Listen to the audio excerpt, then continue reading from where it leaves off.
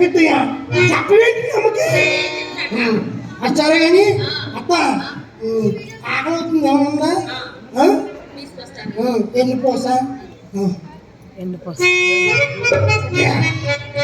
ఇంతే వస్తా తెలుసు కదా అర్థమైందా కొండకు బొక్కెట్టేసి పాలు పెరుగు తాగేద్దాం సరేనా జాగ్రత్త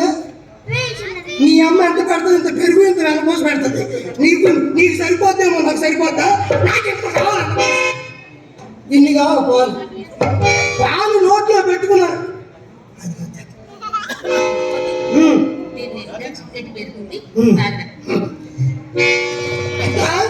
ఇది నాకే సరిపోదు మరి వీడికి